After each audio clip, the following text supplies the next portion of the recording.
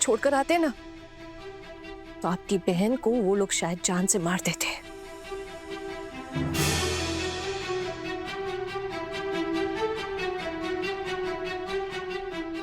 आपकी अपनी बहन है ना ये? हाँ, क्या आपने कभी इनसे राखी नहीं बनवाई? भाई दूज पर टीका नहीं लगवाया? कभी बचपन में इन्होंने आपकी देखभाल नहीं की? कुछ भी नहीं याद आपको? बोलिए, जवाब दीजिए, बोलिए, जवाब दीजिए।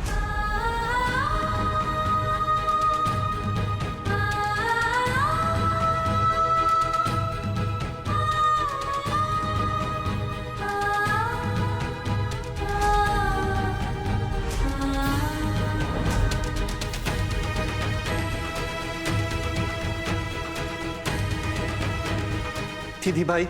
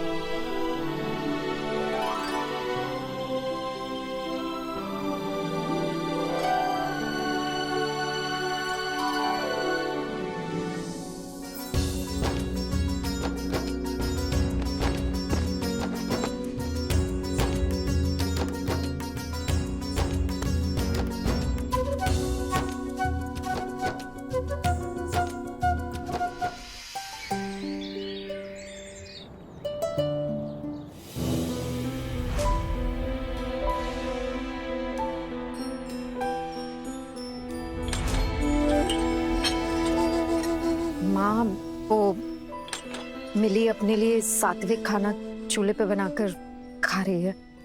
तो मैं क्या करूं? मामी माँ, बस हम तो इतना कहना चाहते थे कि देखिए, चूल्हे पर खाना बनाकर खाना और पकाना दोनों ही बड़ा मुश्किल है। आंखों में धुएं जाता है ना, तो दिक्कत होती होगी ना जीजी को। तो क्या हम शाकाहारी खाना बनाकर उनको दे सकते हैं क्या, अगर आप कहें तो? इस घर को तो अधर्मियों का अखाड़ा बना कर रख दिया है तुम लोगों ने, और पूछ रही है कि दे सकती है या नहीं? नहीं दे सकते। अरे अभी अभी तो उसका पति घुस रहा है, फिलहाल मृत्यु सूतक चल रहा है, श्राद्ध का काम भी पूरा नहीं हुआ और ये मायके चली आई है। और ये सादा सात्विक खाना भी क्यों खाएगी? सिर्फ वो फलाहार करेगी और पानी पिएगी। चावल का एक दाना भी उसके पेट में नहीं जाना चाहिए। यही हमारे घर के रीति रिवाज है। और भाभी, वो आपकी अपनी बेटी है, तो क्या आप इस घर के रीति रिवाज भी बदल देंगी? वो भले ही मेरी बेटी है ठाकुर जी, लेकिन अभी तक मैंने उससे बात तक नहीं की है। और जैसे इस घर के रीति रिवाज है, उसी नियमों का पालन वो भी करेगी। वो भी सिर्फ फलाहार ही करेगी, पका हुआ खाना नहीं खाएगी, चाहे वो सात्विक ही क्यों ना हो। 12-13 दिनों तक कोई भी फल पे कैसे जिंदा रहेगा? पति के मरने के बाद पत्नी को ये सब निभाना होता है। और उनकी तबीयत का क्या? उसका क्या चाची जी? आप लोगों ने देखा नहीं उनका शरीर कितना कमजोर हो गया है? ऐसा लगता है अगर अभी धक्का दिया ना तो तुरंत गिर जाएंगी। और अगर सिर्फ फल खाती रही तो एसिडिटी हो जाएगी, तबीयत और बिगड़ जाएगी, खड़ी तक नहीं हो पाएंगी वो। तकलीफ कोई कैसे सहन कर सकता है, मैं तो समझ ही नहीं पा रही हूँ। रीमा, वो शाकाहारी सब्जी और उबले हुए चावल तो खा ही सकती है ना? अगर वो भी नहीं हो सकता है तो सात्विक खाना तो खा ही सकती है ना? उसमें हल्दी, मसाले, नमक, ये सब कुछ नहीं होता है। अगर उसे इस घर में रहना है तो इस घर के लोग जो नियम कहेंगे वही उसे पालने होंगे। और ये सात्विक वात्विक कुछ नहीं होता है। अब रीति रिवाज निभाने में भी आप लोगों की कटौती चलने लगी। वो सिर्फ फल खाएगी और पानी पिएगी। हमारे खानदान के यही नियम है और उसे मानने पड़ेंगे। अच्छा पिशिमा, जब आपके पति आपको छोड़कर चले गए थे तब आपने क्या किया था? क्या खाती थी आप? हम नहीं, वो रीति रिवाजों को लेके आपकी श्रद्धा देख मेरे मन में जानने की इच्छा हो गई बस। तेरी इतनी हिम्मत कि तू मेरे गुजरे हुए पति को बीच में घसीट रही है? हाँ, मेरे ससुराल के रीति रिवाज बिल्कुल अलग थे। मेरे ससुराल में सात्विक भोजन का नियम है और मैं वही खाती थी। लेकिन इसका मतलब ये तो नहीं है ना कि मेरे मायके के रीति रिवाज भी एक जैसे हो और हमारे यहाँ ये सब नहीं चलेगा। उसे फलाहार ही करना पड़ेगा जब तक श्राद्ध चलेगा। आई बात समझ में तेरी? ये अलग अलग घर के रीति रिवाज तो इंसानों ने ही बनाए हैं ना, तो फिर उनका पालन भी हालातों को मद्देनजर रखते हुए ही करना चाहिए। तो ये ज्ञान न कहीं और जाकर बांटना, हमारे यहाँ नहीं। हमारे परिवार के नियम अलग है, इसलिए इस पर कोई सवाल खड़ा मत कर। एक नंबर की बेहया लड़की है। कुछ पता वता है नहीं, बस ज्ञान बांटने आ गई। तेरी माँ ने भी विधवा संस्कार ढंग से नहीं निभाया होगा ना, तभी तो हमारे घर की बेटी को भी विधवा अनुष्ठान ढंग से नहीं निभाने देगी। अच्छा चाची जी, आपको कैसे पता कि मेरी माँ ने विधवा संस्कार ढंग से निभाया था कि नहीं? तेरी हरकतें देखकर, वरना तो तुझे पता होता रीति रिवाजों के बारे में। अरे बेकार के रीति रिवाजों के बारे में जानकर क्या ही लेना है ना छोटी मामी। क्या कहा? बेकार के रीति रिवाज है ये? मतलब सारे रीति रिवाजों की कोई अहमियत ही नहीं है? नहीं माँ, हम ये नहीं कह रहे कि अहमियत नहीं है। हालातों के चलते इन रीति रिवाजों की वजह से अगर किसी इंसान की जान को खतरा हो तो इन रीति रिवाजों की क्या अहमियत रह जाती है? ये सब तो हमारे समृद्धि और भलाई के लिए ही है ना, बताइए माँ। बड़ी भाभी, आप सब भाभीयों को बता रही हूँ, मैंने सात्विक खाना नहीं पकाया है। चूल्हे में पानी डाल दिया है।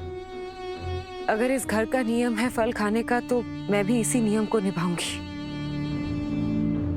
ये खाने पीने की बातें तेरे दिमाग में आती कहाँ से है? इस उम्र में अपने पति को खा गई, ससुराल से भी बाहर निकाल दिया गया, और तू खाने पीने के चक्कर में अपना माथा खपा रही है। अगर मैं होती ना तेरी जगह, तो अब तक अपने पति की चिता पर चलकर अपनी प्राण त्याग देती।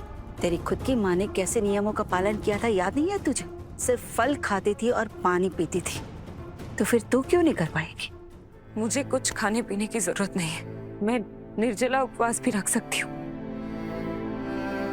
हमने कहा तुझसे निर्जला उपवास रखने के लिए? मैं खुद कह रही हूँ, मैं यहाँ इस परिवार के रीति रिवाजों को तोड़ने नहीं आई हूँ। वो तो भाभीयों ने कहा कि अगर मैं चाहूँ तो अपने लिए सात्विक भोजन तैयार कर सकती हूँ, इसीलिए ऐसा तय हुआ था। लेकिन जैसे ही मैंने आप लोगों की बात सुनी, मैंने चूल्हे की आग पे पानी डाल के उसे बुझा दिया। माँ, अब बिल्कुल चिंता मत कीजिए। मैं तो ये नहीं समझ पा रही हूँ कि तुझे अपना ससुराल छोड़कर यहाँ आने की क्या जरूरत थी।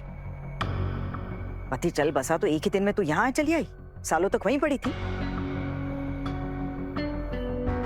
माँ, शायद आपने अपनी आंखों से नहीं देखा है कि इनके ससुराल वाले किस तरह से बर्ताव कर रहे थे इनके साथ, इसलिए शायद आप ऐसे बोल पा रही। अगर अपनी आंखों से देखती ना तो आपका भी दिल दहल जाता।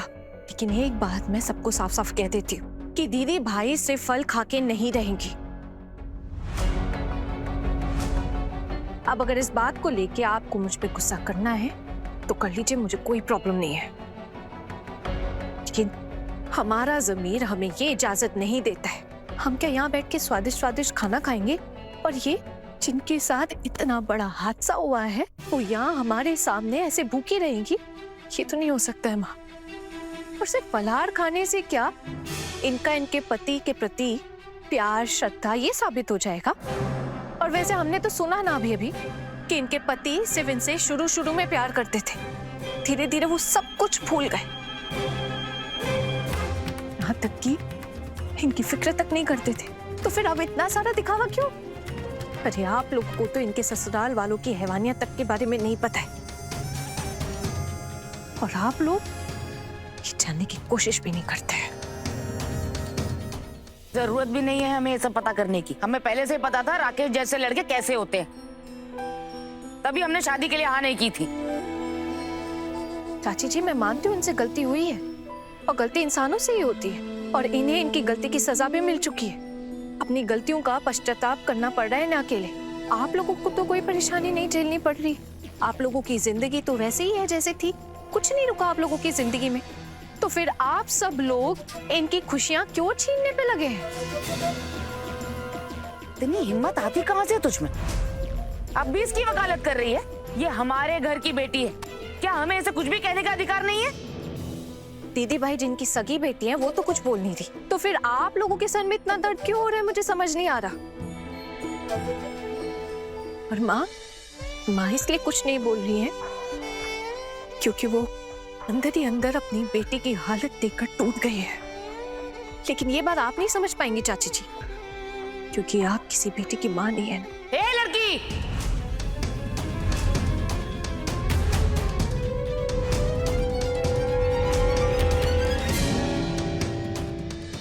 आप लोग मेरी वजह से आपस में ऐसे लड़ना बंद कीजिए। छोटी बहू, तुम्हें कोई जरूरत नहीं है मेरे लिए बोलने की। मैंने कहा ना, मुझे कुछ खाने पीने की जरूरत नहीं, इच्छा भी नहीं है। बस मैं हाथ जोड़ती हूँ, आप लोग ये झमेला बंद कीजिए। ये आप कैसी बातें कर रही हैं मिली जीजी? इच्छा नहीं है मतलब खाना तो आपको पड़ेगा ना। आपने खुद को आईने में देखा है, आप कितनी कमजोर हो गई है, मुंह भी एकदम कमजोर हो गया आपका। अगर आपको कुछ हो गया तो कौन ख्याल रखेगा आपका? आप ही बताओ। फिर तो आपको खुद ही रखना पड़ेगा ना, सब कुछ खुद ही करना पड़ेगा। आप खाना खा लीजिए ना। हाँ दीदी भाई, देखिए आपकी ये दो भाभियाँ आपसे उम्र में बड़ी है और मैं आपसे रिश्ते में बड़ी हूँ, लेकिन ये छोटी हमारी आहाना, ये हमसे रिश्ते और उम्र में सबसे छोटी जरूर है, लेकिन सोच और समझ में सबसे बड़ी है। इसलिए आप हमारी बात सुनिए। आप श्राद्ध अनुष्ठान तक ये शाकाहारी खाना ही खा लीजिए। सूतक के कुछ दिन तक बस हम में से कोई ना कोई आपके लिए खाना बना देगा। इता दीदी भाई के लिए मैं खुद अपने हाथों से सात्विक शाकाहारी खाना बनाऊंगी। अब अगर इस बात से किसी को दिक्कत है ना, तो आप लोग ब्राह्मण को बुला सकते हैं। मैं आप सबके सामने उनसे पूछ लूंगी कि हम जो सोच रहे हैं वो सही है या गलत। लेकिन हम अपनी आंखों के सामने दीदी भाई को ऐसे भूखा नहीं देख पाएंगे। दीदी भाई लगभग हमारी उम्र की है, इतनी कम उम्र में इनके साथ इतना बड़ा हादसा हो गया। अब अगर इनके खाने पीने पे भी रोक टोक लगा देंगे तो इनका जीना तो मुश्किल हो जाएगा ना। ऐसा तो नहीं कर सकते। छोटी बहू तो कुछ ज्यादा ही इस मामले में पड़ रही है, मैंने तुझे मना किया इस मामले में पढ़ने से। माँ बिल्कुल चिंता मत कीजिए, मैं सिर्फ फल खाऊंगी और कुछ नहीं खाऊंगी। कोई मुझे कुछ खिला नहीं पाएगा, मैं वादा करती हूँ। ऐसे अच्छा भी है, खाना पकाने का झमेला है खत्म। आप लोग जैसा चाहते वैसा ही होगा। इस घर में रहते हुए जिंदगी भर तो शोक नहीं मना सकती है तू। यहाँ तेरे रहने और खाने के लिए तुझे घर में काम करना होगा।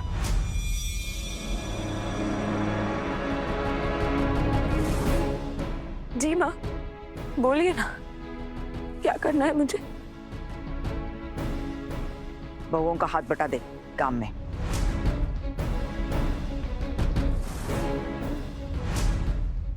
माँ, इसकी कोई जरूरत नहीं है। हम चारों बहुएं काफी हैं रसोई का काम संभालने के लिए।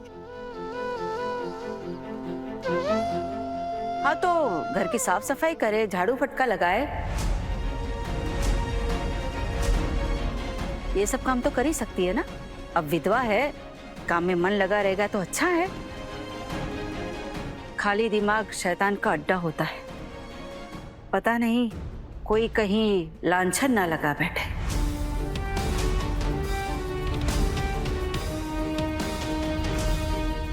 ठीक है विश्वमुनि, आप लोग जैसा चाहते हो मैं बिल्कुल वैसा ही करूंगी। देख मिली, तेरे चाचा भी इस घर का खर्च देते हैं, तो उनका भी हक है इस मामले में बोलने का। अब घर का एक सदस्य बढ़ेगा तो खर्चा भी तो बढ़ेगा ना, कहीं से तो खर्चा कम करना पड़ेगा। तो एक काम करते हैं, घर के नौकर को निकाल देते हैं। वैसे भी वो साफ सफाई से ज्यादा कुछ करता तो है नहीं, और तू साफ सफाई झाड़ू पोछा कर देना, ठीक है? माँ, आप अब भी चुप बैठी हैं, क्या आप कुछ भी नहीं कहेंगी? वैसे भी आप क्या ही कहेंगी, क्योंकि आपने ये खुद बात उठाई है ना। लेकिन एक बार सोच के देखिए, क्या आपकी बेटी इस हालत में है कि वो कुछ भी कर सके? काम करने से मन शांत होता है छोटी बहू। लेकिन इसका मतलब ये तो नहीं है ना माँ कि आप घर के नौकर को निकाल के घर के बेटे को काम पे लगा देंगी। ये तो गलत है ना माँ। इनका अपमान किया जा रहा है, ये तो आपको दिख रहा है ना। माँ क्या आप सच में नहीं समझ पा रही? अब जिसकी जैसी किस्मत, ये तो इसे घर छोड़कर जाने से पहले सोचना चाहिए था ना। हमने कहा था कि राकेश के साथ भाग जाए। अगर हमें मौका देती तो किसी अच्छे खानदान में धूमधाम से शादी करवाते इसकी। इस अपमान का मौका इसने खुद दिया है सबको। हमारे मुंह पर कालिक पोत कर चली गई थी ना ये। अब इस बात के लिए हम इसे कभी माफ नहीं करेंगे। अब से आप जैसा कहेंगे मैं बिल्कुल वैसा ही करूंगी। ससुराल में रहती वहां भी काम करना पड़ता। अब मुझे मुफ्त में बैठ के खाना तो कोई नहीं खिलाएगा। कर लूंगी मैं इस घर का काम। आप इस घर के सारे नौकरों को काम से निकाल दीजिए, मैं उनके सारे काम कर लूंगी। कुछ पैसे भी बचेंगे आप लोगों के। ठीक है पिशिमोनी चाची, अब ठीक है। आप लोग जैसा चाहते हो मैं बिल्कुल वैसा ही करूंगी।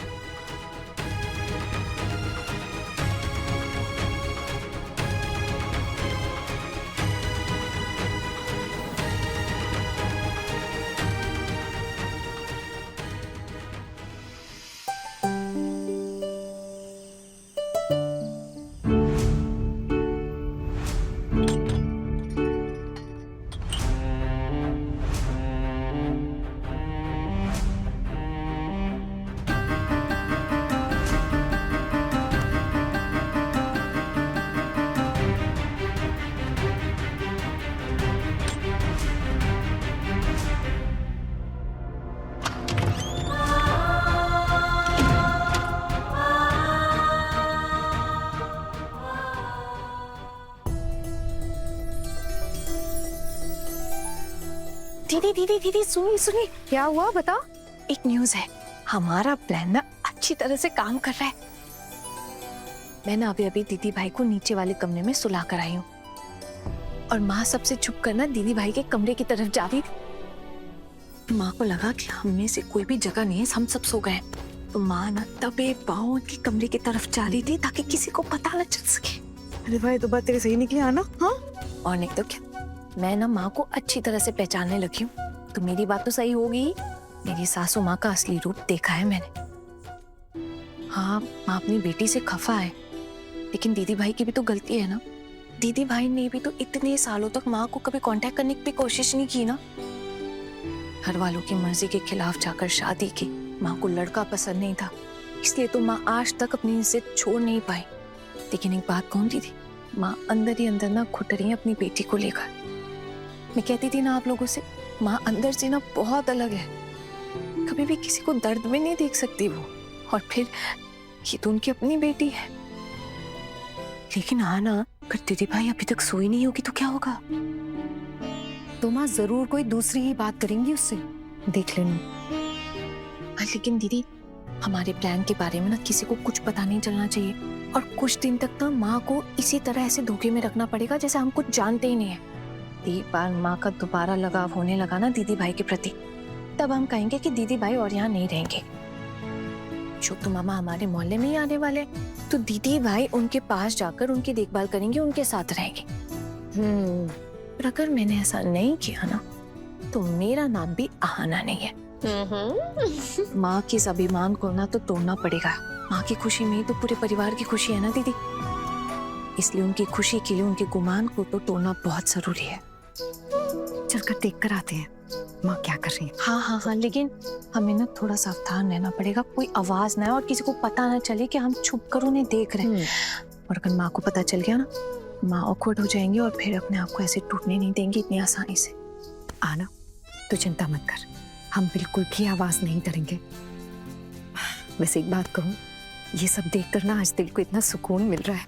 नहीं तो मुझे लगता था कि माँ कभी मिली का चेहरा भी नहीं देखेंगी।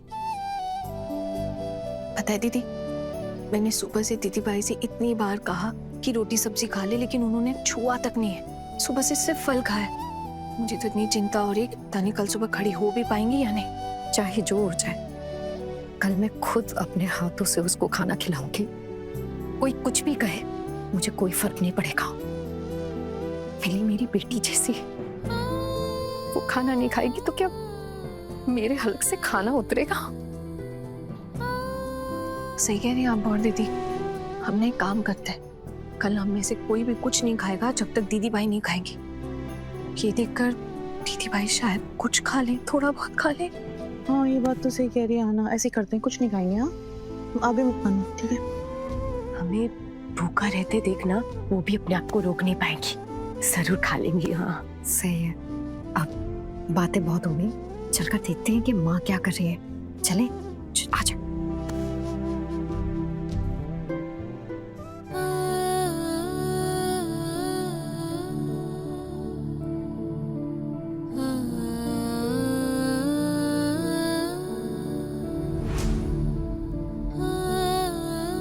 देखो दीदी, कैसे दीदी भाई सो रही है। अरे वाह, और माँ भी दीदी भाई के पास है।